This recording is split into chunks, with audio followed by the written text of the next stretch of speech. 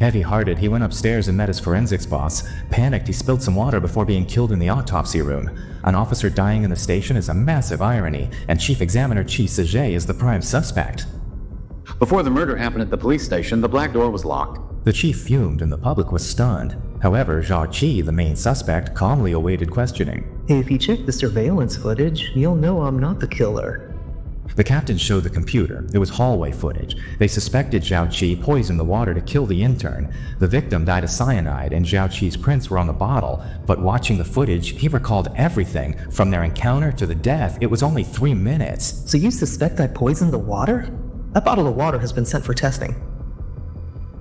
Did they find potassium cyanide? You better get your facts straight. He and the captain clashed, so he wouldn't be allowed to push back. Instead, he pushed the computer away, silent until the autopsy report. One captain left, and the one who stayed watched him until the autopsy report came out. Then the three sat down together again. Chu Longzi died of cyanide. You were the only one with her. Explain yourself. He cut to the chase, asking if the water contained cyanide. Their silence confirmed it. Since his fingerprints were on the bottle, they suspected he'd swapped it. Zhao Qi guessed the captains hadn't actually found any poison. But as a forensic doctor, you'd have plenty of opportunities and ways to poison someone, wouldn't you? As cyanide is deadly, if he were the killer, only 2 methods work. First, watching the victim ingest it and die, but he wasn't at the station then, he had an alibi. Second, poisoning the food in advance, fitting the case perfectly, but then he put on his glasses. If done this way, anyone at the station could be the killer, including the 2 people in front of him. Did the autopsy report show any signs of erosion in the man's stomach? Captain Han glanced at the report and then fell silent, because Zhao Qi's suspicion was valid, and they also found an undissolved capsule in the victim's stomach. A person died from potassium cyanide poisoning, yet you can't figure out when or where the killer administered the poison. Zhao Qi realized the poison was already in Longzi's body just from their reactions. Although it was just ordinary bottled water, the 2 bottles were different because of a habit. Zhao Qi was used to putting effervescent tablets in his water, while the victim, due to his stomach problems, had been taking omeprazole regularly. One last question. How many pills were left in the man's medicine bottle? There was only 1 left. With his answer, Zhao Qi realized omeprazole's enteric coating resists acid but not alkali, making the effervescent tablet in his water fatal. Chulin accidentally took your water and drank soda water, which sped up the dissolution of the capsule. So the potassium cyanide was hidden inside the capsule of Chuan's stomach medicine. Once dissolved, the cyanide hits the stomach lining, corroding it and causing erosive bleeding. Proof lies in the 1 remaining pill. The prescribed way to take omeprazole is 3 capsules a day, 1 in the morning and 2 at night. If the killer's goal was to make sure Longzi died that night, then they had to ensure that at least 1 of the 2 pills Longzi took in the evening contained poison. That is, 1 of the pills was laced with poison. If the killer only poisoned 1 pill, then there would be a 1/3 chance that Longzi would only take the poison pill the next morning. If the killer poisoned all 3 pills, then there would definitely be a poison pill left in the bottle, which would serve as evidence of the crime. So poisoning 2 pills is the optimal choice for the killer. To ensure the victim dies tonight, 1 evening pill must contain cyanide. The victim inevitably takes 2 pills, leaving 1 behind. The chance of evidence is 1 in 3. Tests found cyanide in the last capsule, clearing Zhao Qi. Still, Captain Han remains wary since Zhao Qi often appears at crime scenes. No one knows why he transferred here. Before dying, the victims contacted both captains, acting like they had a secret. Have you ever had someone close to you get involved in a case you were working on? I'm a police officer. No matter who I'm investigating, I'll always do my job though. Who are you just working with? Oh! If you have something to say, Say it. No, it's nothing. I live at the station. Where are you? I have something I want to tell you. It's about Zheng Fei's body. Captain Han still doesn't trust Zhao Qi, so he secretly followed him to the crime scene. The drug dealer had died in the fish tank, and he checked everything there, from the window view to the items on the table. Why are you here? Zhao Qi didn't answer, just stood up. After so many years together, Captain Han naturally knew why he was there. Because it has to do with Zheng Fei's death. Zheng Fei's death wasn't an accident. It was murder. As before, the victim was dead at least 18 hours. Chest marks were bright red, but side livor mortis was patchy and dark. This color conflicts with the death timeline, and the room's cooling rate was unusual. The killer either faked the timeline, or the murder method affected body temp. Frozen to death in Zhang Fei's own home, but his house doesn't have that kind of environment. When the police opened the fridge, they immediately said it was impossible, but based on Zhao Qi's experience, the victim was definitely frozen to death. But the victim was too large to fit in the fridge. There would be marks on his body, yet a full exam showed only livor mortis. Livor mortis is a discoloration caused by blood settling in the lower parts of the body due to gravity. Dying on his side, the livor mortis on his waist was expected, but the red chest marks and wrinkled clothes suggested another possibility. So Zhang Fei wasn't frozen to death in the freezer. Instead, He was frozen to death in the bathtub. The open bathroom window dried the clothes and hid the ice weapon. The only flaw was the frostbite on his chest. Han realized the dealer's death wasn't accidental. Police searched for traces of another person. The captain plugged in the odd microwave, and the displayed numbers solved the case. So Zhang Fei's time of death was a little after 4 a.m. Han and Xiao Qi clashed, but to solve the case, they let the forensic doctor in. The killer made Jiang Fei take cephalosporin when he was at his weakest, causing a reaction similar to the one from drinking alcohol with it.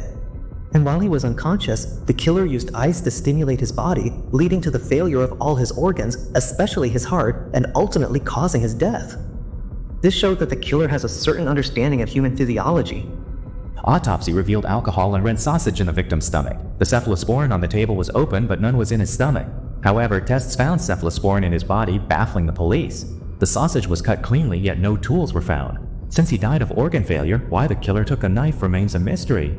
Did you use luminol at the fiend? There were no external injuries on Zhang Fei, yet the killer still had to take the knife from the scene. That means The knife didn't injure the victim. it injured the killer.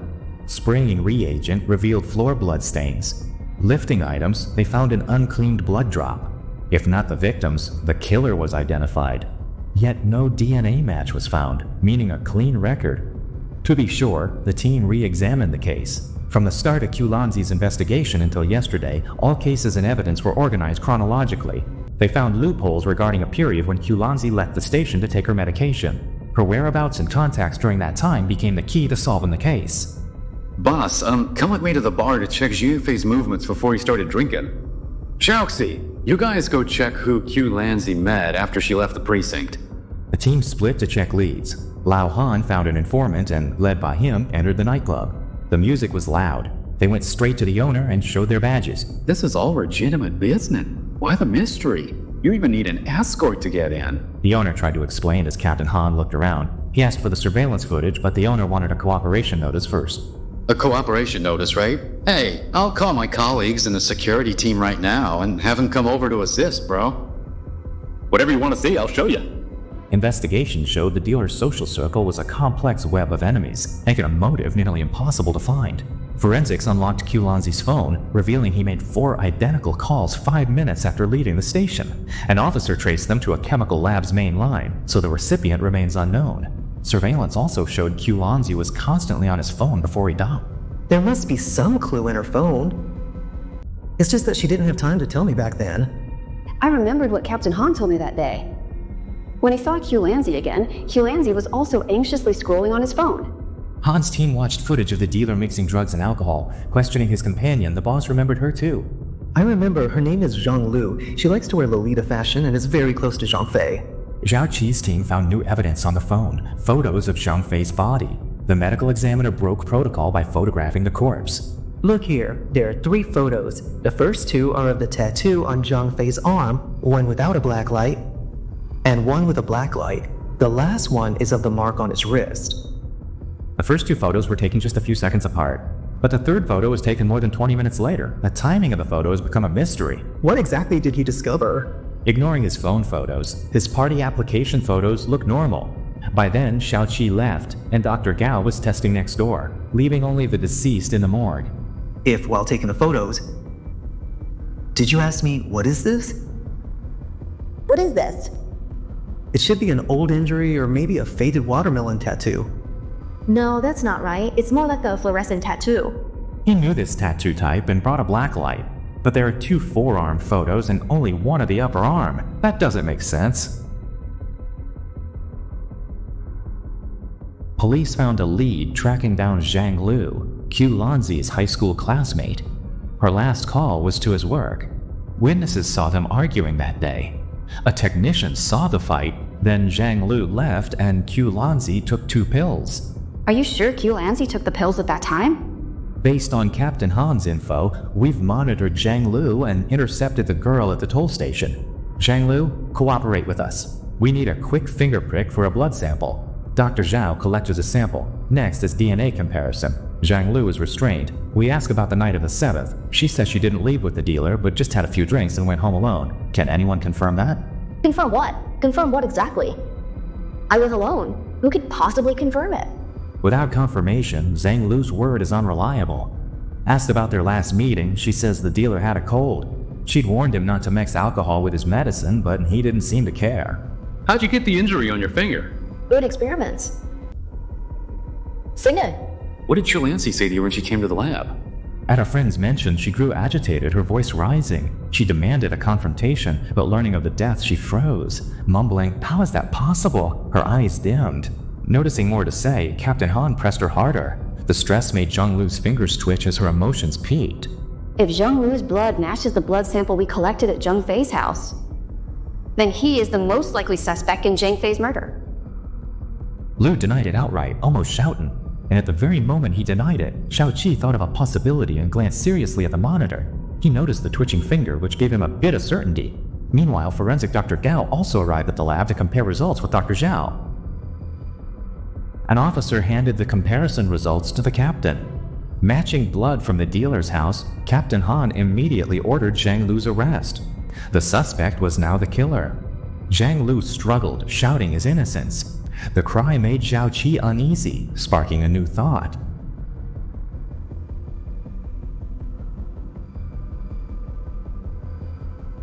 We got the wrong person. The killer doesn't know. Zhao Qi saw his uneven shoulders and twitching left hand. He clearly has congenital nerve palsy. He couldn't move the body alone, so the killer is someone else. Zhao Qi reconnected the clues, calculating every detail. In the end, the unlikely truth remained. What's going on? I suspect someone tampered with Zhang Fei's autopsy report. The killer deliberately set things up to mislead us into making the wrong judgment about the cause of death. But at the same time, he also revealed his own characteristics. The killer knows forensics and anatomy and had file access. Only someone from the Force fits this. You mean... the killer is one of us? Zhao Qi's guess makes sense since the body was tampered with. If investigators can't test it independently, the killer must be the forensic doctor. I'll go get your drug samples first. He recalled leaving the room as his assistant delivered samples, leaving only Q Lanzi. After he left, who went in? Zhang Fei died, and on the body, I saw my name. Someone wiped off the writing on the body, destroying evidence. Just as Zhao Qi was about to find the truth, a flash alarmed cooking back to the car accident scene. In a rush, as he snapped back, his inspiration was already gone. The black light turned on again, and the traces the killer missed appeared. Even though only some marks were left, it could still piece together the letters. According to Q Lanzi's usual photo method, 2 of the arms, 2 of the wrists, the missing one was the blacklight photo of the wrist. Eva returned to question Zhang Lu in the interrogation room. Her name, Eva, was given by the drug dealer who also bought her the Lolita dress. It seemed the drug dealer wanted Zhang Lu to take the place of someone who had died. That night you met Zhang Fei at the bar. You said he had a cold and took defalixin. Right, where's that box of defalixin? I took it away. They found that walnut-shaped package, but it was different from the drugs in the dealer's body. The deceased had a disulfiram reaction from cefalixin, but the medicine Zhang Lu gave wouldn't have caused that. Simple. Go on. Not all cephalosporins will cause a disulfiram-like reaction. Only those containing a methyltetrazole group will trigger it. So there's nothing wrong with Zhang Lu's medicine. The cephalosporin at the victim's home would react with alcohol, but it was also because of that walnut-shaped package that the cause of death was determined as heart failure. The killer used cephalosporin to cover up the real cause of death, making the fatality look like an accident to hide the fact that the victim was actually frozen to death. Zhang Lu's testimony proves that she really wasn't the murderer. If Zhang Lu really was the killer, she wouldn't have told us that Zhang Fei took that medicine. That would make the accidental death theory invalid. The investigation continued. The group scanned the footage to find the medicine box, yet Zhang Lu only ignored the cephalosporin. They kept watching as he eventually returned to the victim. Stop. Rewind it. Comparing the two, the captain saw some odd. Both Zhang Lu's looked identical, but when drinking, one was left-handed and the other right-handed. Someone was impersonating Jean Lu. No, that's not right. Then how could the academic records at Zhang Fei's house belong to Zhang Lu? Both captains asked Dr. Gao about the DNA results only to find he hadn't actually performed the comparison or the drug test. Was there a problem with the blood test report from Zhang Fei's house? Following the clues, they found the real culprit. According to Jacques, it was someone inside the police department. I didn't expect we'd meet here. You did it for your daughter. Dr. Zhao, you killed Zhang Fei, didn't you? You disguised yourself as Zhang Lu to get close to Zhang Fei and create an opportunity to drug him. One's a lefty, one's a righty. Someone was impersonating Zhang Ru. You tricked Zhang Fei into taking cephalosporin at the bar, and after we caught Zhang Lu, you used your position to frame Zhang Lu in order to clear your own name, didn't you? So Zhang Fei's time of death was a little after 4 a.m., and I checked, there was no autopsy that night at all.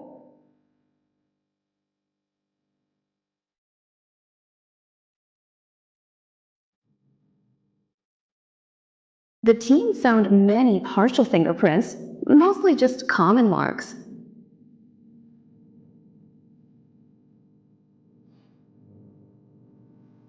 During the autopsy, you discovered the fluorescent writing on Zhang Fei's wrist.